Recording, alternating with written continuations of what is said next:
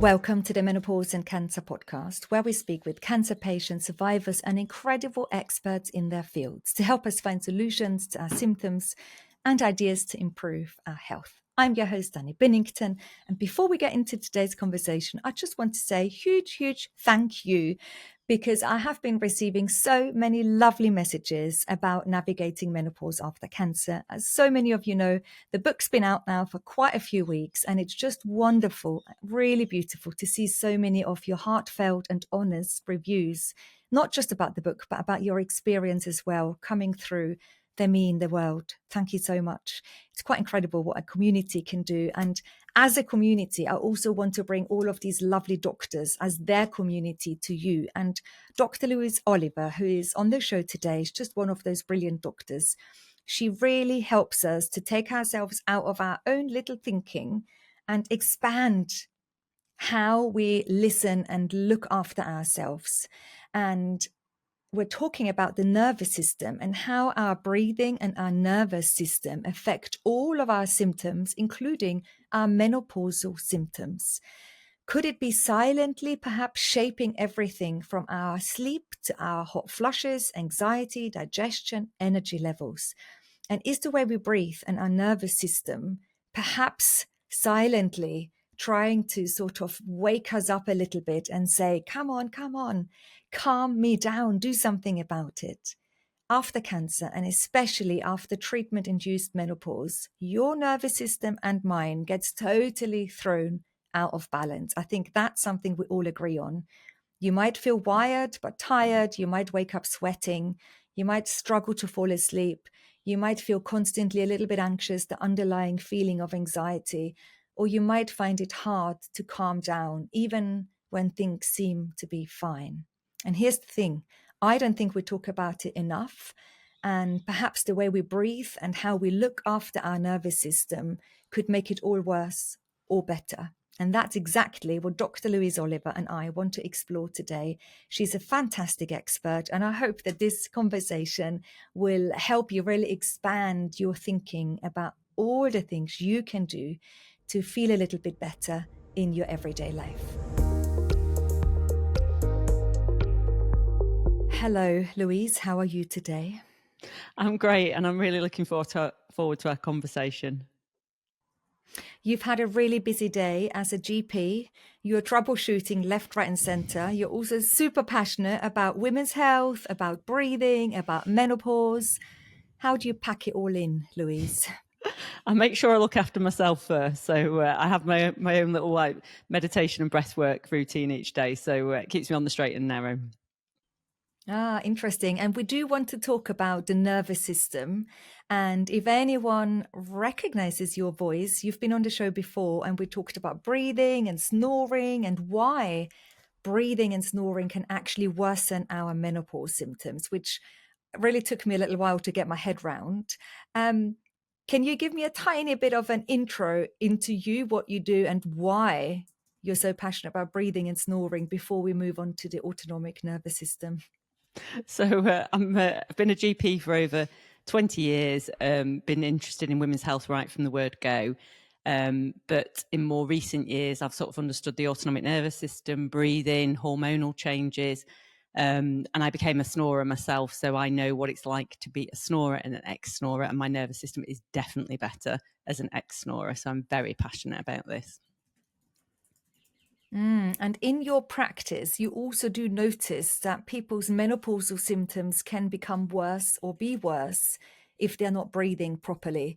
Is this just something you notice in your practice, or is there some bigger sort of data and research behind that? Yeah, definitely. So if we think about it, we know the sex hormone receptors literally all over the body. Okay, so we've got sex hormone receptors in our lungs, in our diaphragm, which is the main breathing muscle under our lungs, in our breathing center, in our brain, in our tongue. So it makes complete sense that hormones affect breathing. It's just we're not talking about it. And we know that as women go through menopause, there's a steep rise in what we call sleep disordered breathing. So that means essentially, if you're not breathing as nature intended when you're asleep, that's called sleep disordered breathing. It's a spectrum. The one end of the spectrum is just sleeping with the mouth open. Another one is noisy breathing. And another one where we're stopping breathing during sleep. So that's obstructive sleep apnea. And essentially, when we're asleep, we should be nice and relaxed. Our body should be allowed to repair and recover. And if the body is distracted by breathing, we're not going to repair, relax, recover as best as we could do. And that really impacts functioning and health. So it's a little bit more than saying, oh, my partner snores all night long. It's really annoying. That's a little bit of an aggravation, isn't it? It's annoying, it's frustrating, partner snores. But actually what you're saying, our body can't then relax and restore as much as it needs to. And that over a chronic sort of period of time can come with other long-term health effects, which is, wow, mind-blowing.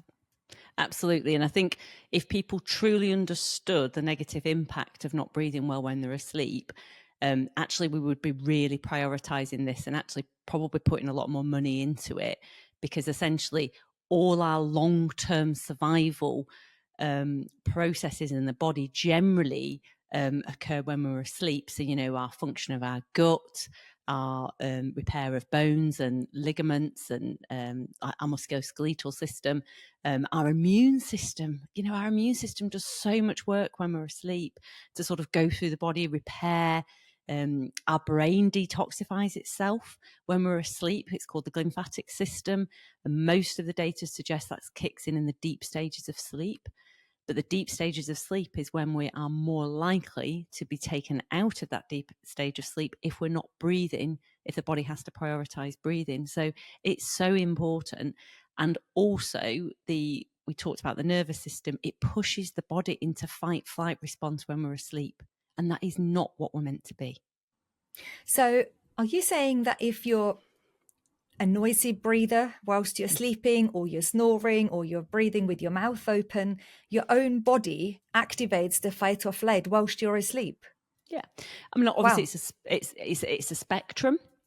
So perhaps if I explained, if there may be some people who don't understand the autonomic nervous system, so apologise if you know all this, but the autonomic nervous system is amazing. It literally controls all our automatic processes in the background. So, I'm not thinking now about my blood pressure, pulse, temperature control, my bowel, my bladder, my genitals, my pupil size, my saliva in my mouth. It literally is happening in the background. Amazing. And obviously it's a very complex system, but in a simplistic way, if we say it's divided into two, so one side of that is the fight flight response, and actually it's a good thing. Fight flight response is brilliant. It's made us cope with adversity and develop as a species, and when the body feels a threat, opportunity or challenge, it essentially turns up the dial on the fight flight free system. So we call that the sympathetic nervous system. And then all the processes are shoved towards short-term survival. So your blood pressure would go up, your pulse would go up, your temperature would go up, you'd get a dry mouth, your muscles would contract, there'd be loads of sugar put in your bloodstream, cortisol would go up, etc. And then what that means is the body's prioritizing short-term survival, and the way that we breathe in that is just natural, isn't it? I got nearly attacked by a dog. There was no conscious control. I was just like so it was big, it was open mouth, it was upper chest. I held my breath on the inhale, and then my body recognized me breathing like that as potentially threat, opportunity or challenge, and pushed all those processes into short-term survival, which is completely appropriate when I'm being nearly attacked by a dog. Luckily the dog got hold of the dog and I was fine, but we breathe the opposite way for the other side. All of the symptoms that you've just explained that are to do with this sympathetic nervous system are all of the symptoms I experience when I'm really anxious. And I probably had years in my recovery from cancer where I felt like that to different varying degrees almost all of the time.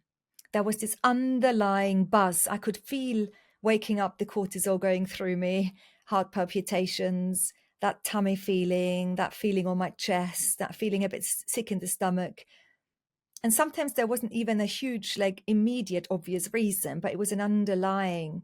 So I wonder whether for myself and maybe for many of us listening, we chronically almost navigate life in this sympathetic nervous system, this fight or flight. What do you reckon? Or maybe a lot of the patients you see as well. It's so complex, because if we say if I just bring reference to the opposite side of the system, so people understand, and I think it's so important to know there is an opposite side, and actually it's a wonderful side that we don't talk about enough. So that's the parasympathetic nervous system. So the lay terms for that would be rest and digest, feed and breed, or relaxation response. And when the body's more in that mode, the body feels safe, it can go into repair and recover mode, and it puts the body into more long-term survival. So things like, having sex, having a baby, digestion, sleeping, feeling relaxed. So we've got two systems that are both always on. So it's like a dial, you turn one up, turn one down.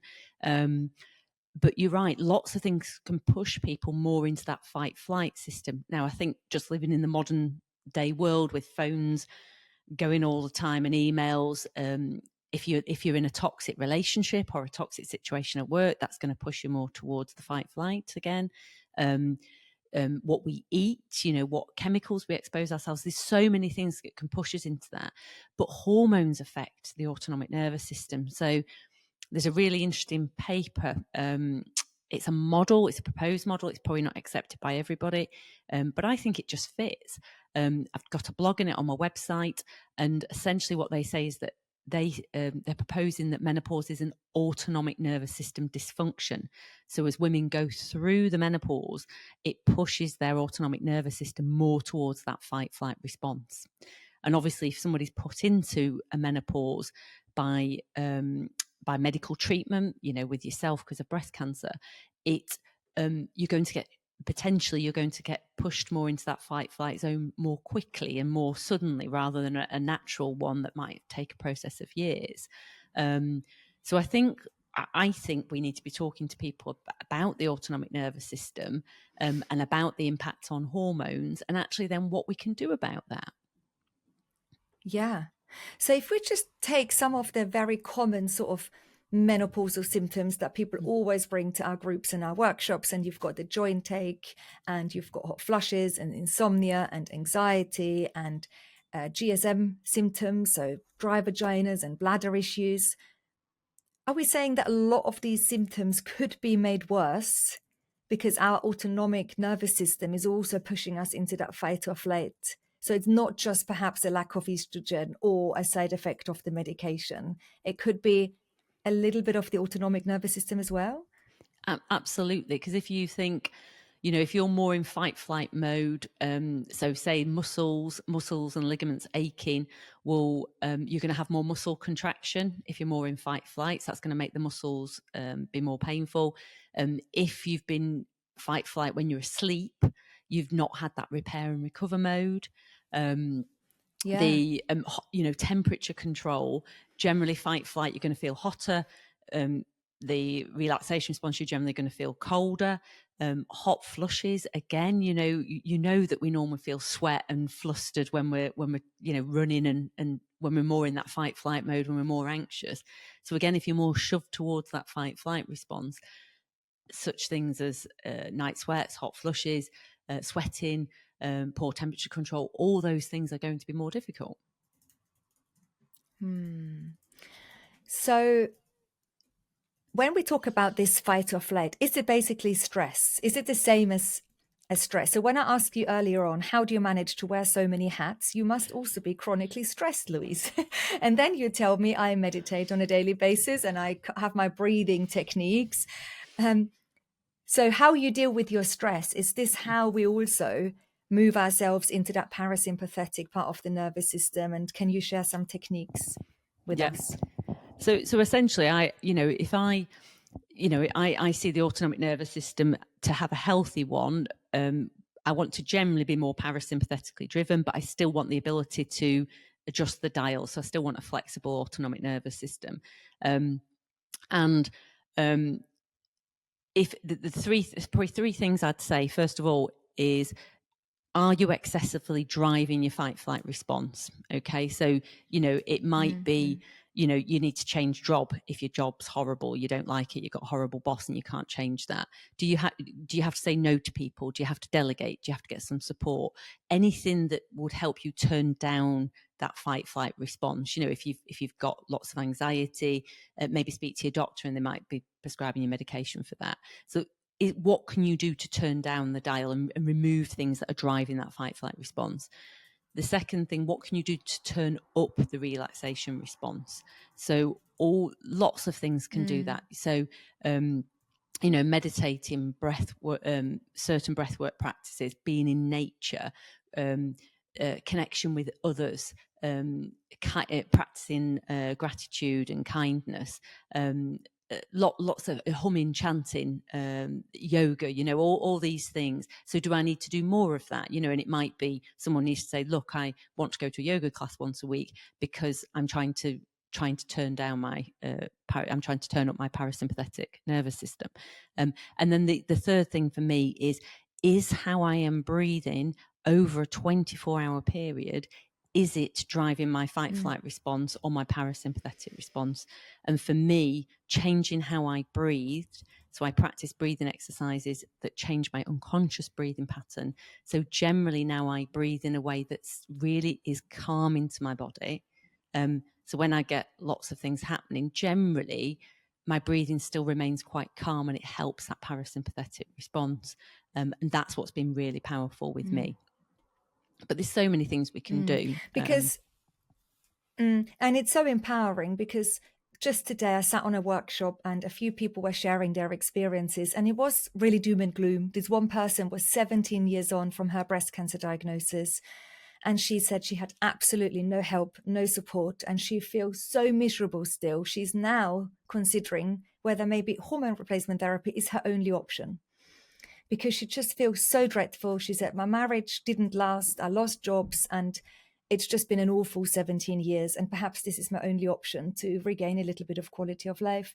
And other people saying they had their ovaries removed just last year and they're now feeling really low. Their mood goes up and down. They're starting to feel just much more of a low mood more continuously. And sometimes we are on these workshops and we did have a lovely GP there to sort of give a little bit of support, but they're not their doctors. They can't help.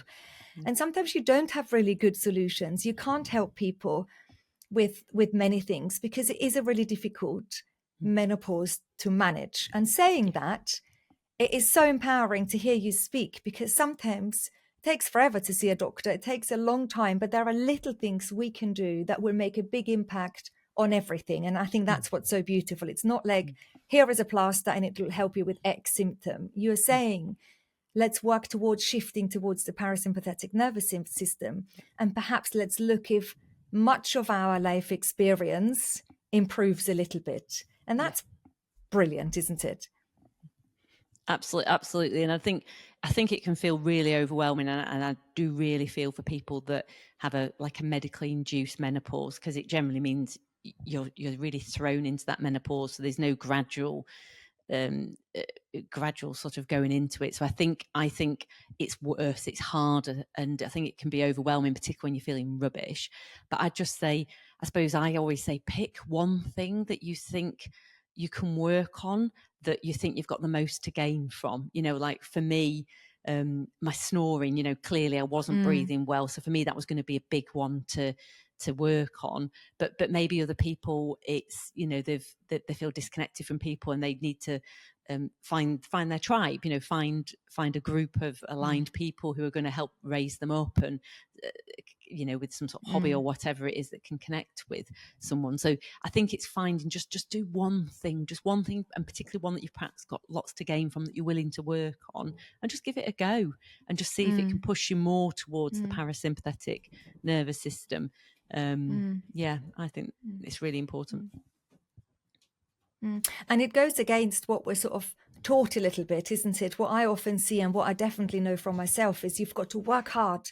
You've got to put the hours in. You've got to work hard exercising. You've got to work hard eating well. It always comes with a lot of effort.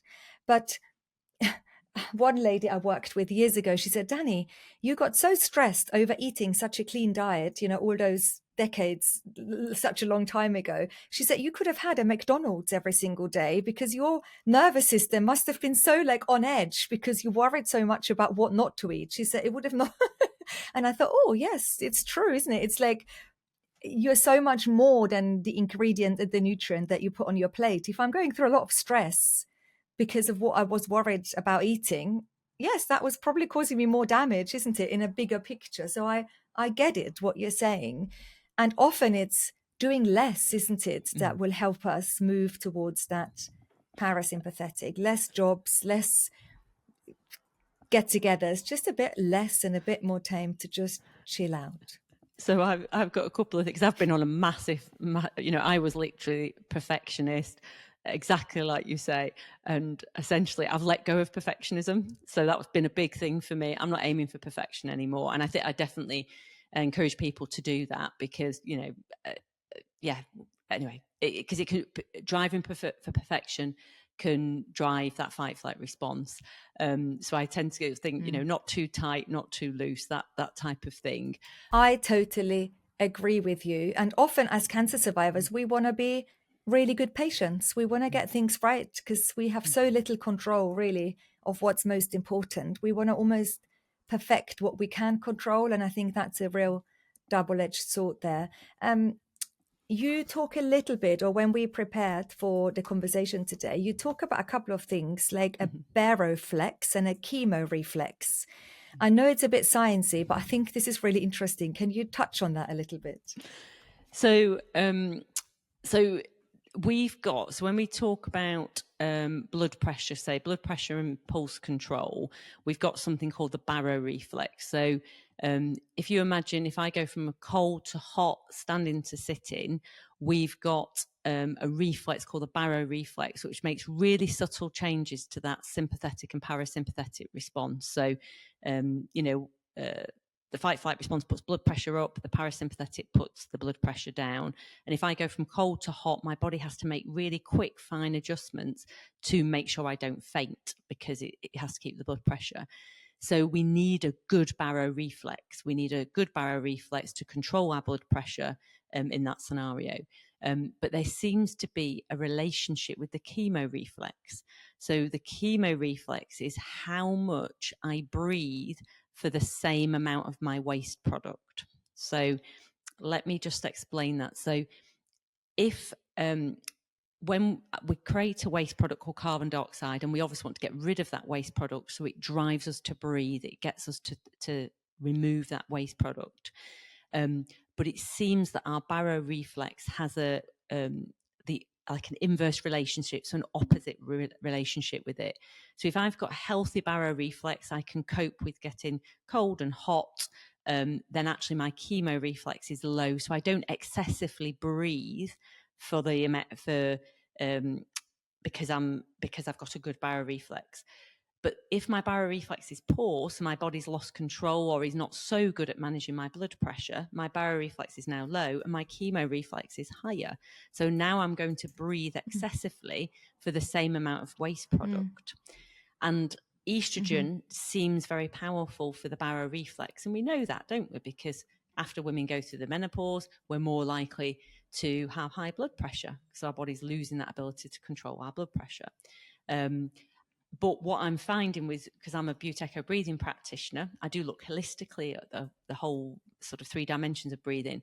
But the Buteco side is about, are we over breathing? So if someone is excessively breathing, it seems to have a negative effect on the baroreflex. And then essentially I help people practice exercises where you underbreathe to correct the overbreathing. And then it does seem to help the baroreflex. It does seem to help improve maybe blood pressure, pulse, things like temperature control, that type of thing. Clearly, I'm not saying it completely controls everything. I think it's a jigsaw puzzle.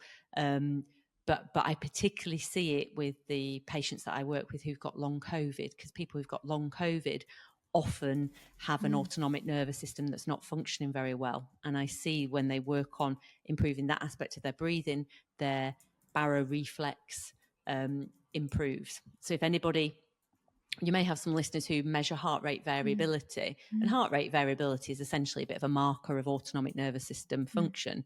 And if you stop people over breathing and they go back to nasal breathing, so if they've been mouth breathing and making sure they're not over breathing, it actually seems to improve this barrier reflex. So I think that's something, I think particularly with people who've had cancer and menopause and are sort of medically induced, or some sort of medically induced menopause, really just think about how you breathe over a 24-hour period to see whether it's relevant to you to improve that.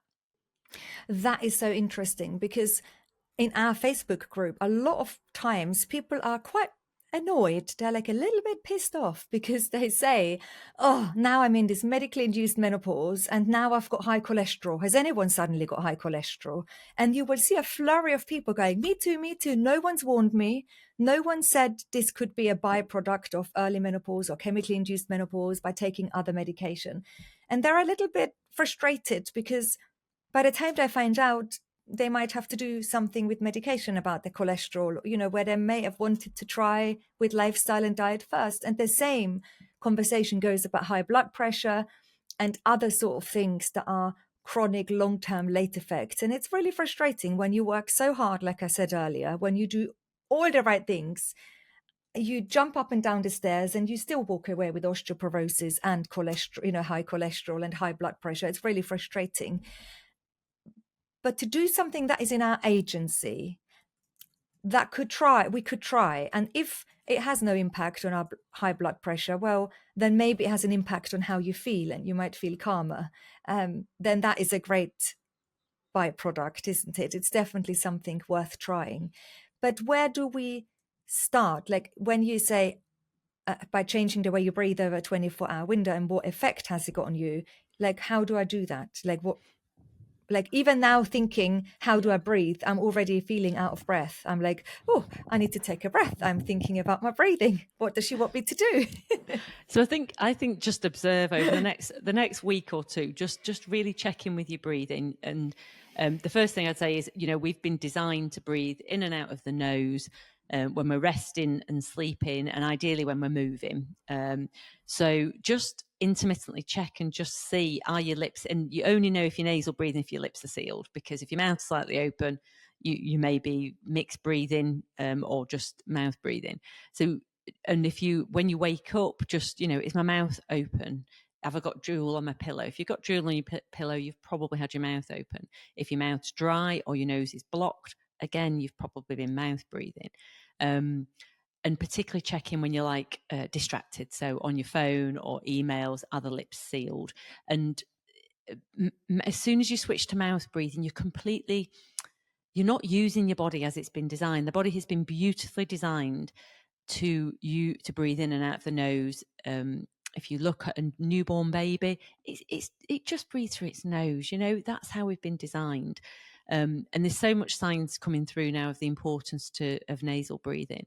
And the mouth is bigger than the nostrils. So once you switch to mouth breathing, you're probably over breathing. So I think that's the first thing to look at. The second thing is to be honest with yourself about how you breathe when you're asleep. So if somebody's next to you in bed and they're saying that you're snoring, or you've got noisy breathing, or you're stopping breathing during sleep, that's some feedback that your unconscious breathing pattern is not as efficient as it could be. And then also look at how. So some people might be nasal breathing, but they might find if they talk a lot, when I'm talking, I mouth breathe because I take my breath through my mouth. Yeah. So I'm a nasal breather, but I apart from when I'm guiding a breathing exercise, I'm generally breathing through my mouth. But I don't want to particularly change how I breathe, but I recognize I talk a lot for my living. So I'm probably going to over breathe when I talk, but I do an important job. I'm not going to change I'm not thinking about how I breathe when I'm consulting patients. So I just accept I'm going to have a regular breathing practice to correct my over breathing from my talking. So I think, and if people do a lot of like that, sort of like sighing and yawning, that type of thing, there's lots of reasons for sighing and yawning. But one reason can be not breathing efficiently. So it can be that people are over breathing. And there's another aspect. I don't know whether we've got time to go through it, but the tolerance to our waste product very much drives how we're breathing. So, and there's one, I've got a video on my YouTube channel of how you can assess, and you can do a comfortable breath hold time. So you can see when the body kicks in to tell you to breathe. And that gives you some idea. It's not perfect, but it gives you some idea of how efficient your breathing is. And any of those things can suggest, perhaps I'm not breathing as well as I could be. And then there's different things you can do to combat to that.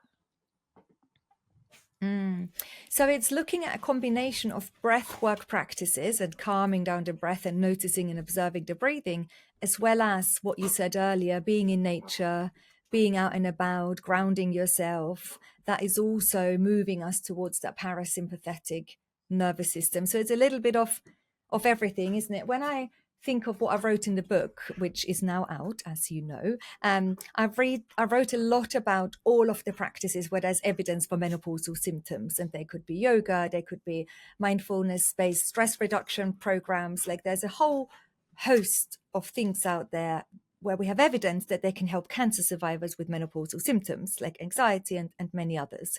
But I didn't really look at it from the parasympathetic nervous system. You know, I talk a lot about stress, but it's really understanding the body and the stress that makes it really powerful. Because when I think a lot of times, even if I'm breathing through my nose, for example, I breathe so shallow, it's almost like I'm holding my breath. And then every now and then I go, and I have this big sigh. So it's totally unconscious that I'm probably working in that fight or flight for the majority of my times when I'm in emails, busy, trying to tick my jobs off my to-do list. And it's only when you bring awareness to the other side, that calming, parasympathetic side, that you're like, oh, I can choose to dial that up. I liked your analogy earlier. You can dial it up and dial the one up and the one down. Yeah, that is really fascinating, this umbrella over stress and what we can do. And there's someone's described. She's called Linda Stone. She's called she's described email apnea, and I think it probably happens on any electronic device. And she observed a number of people that when she was looking at emails.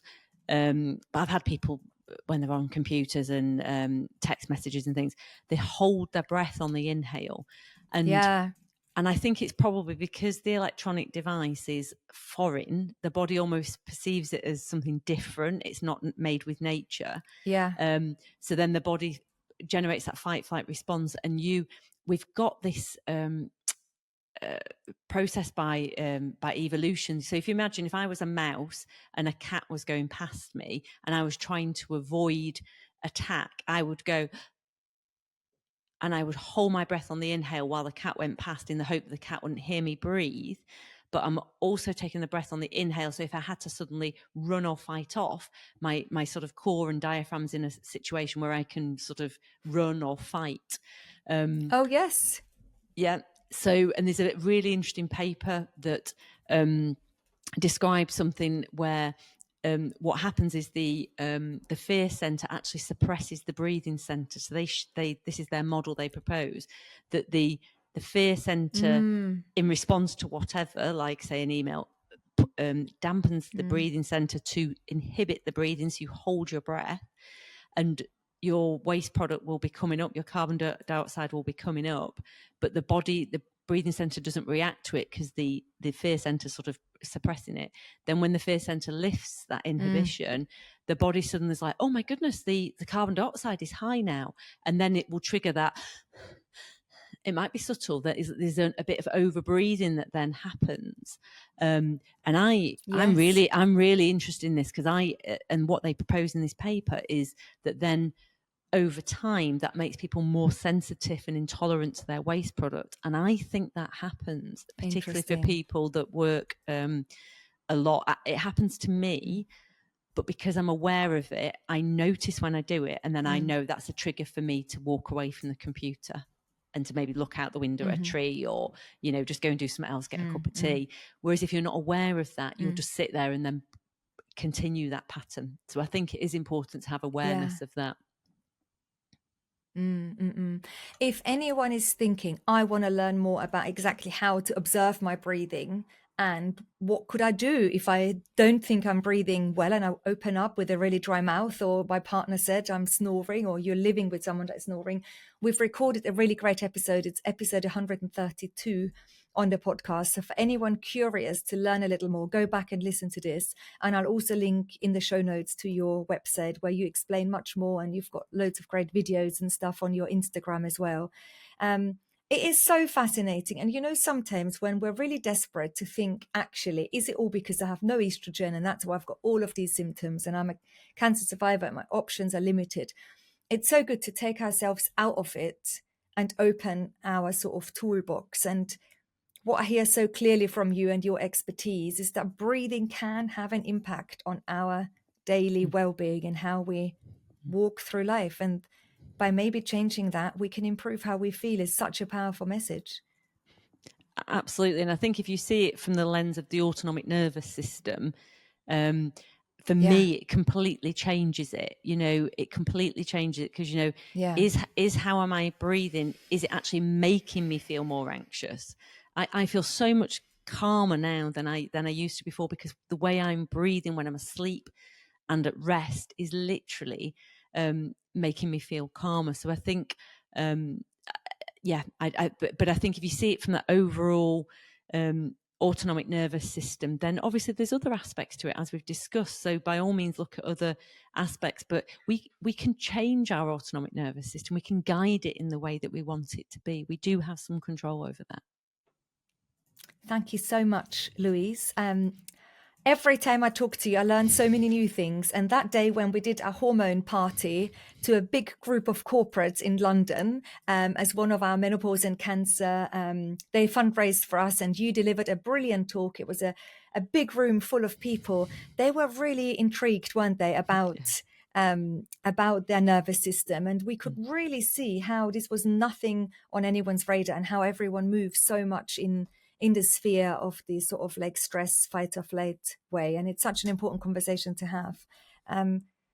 So thank you for today. Yeah.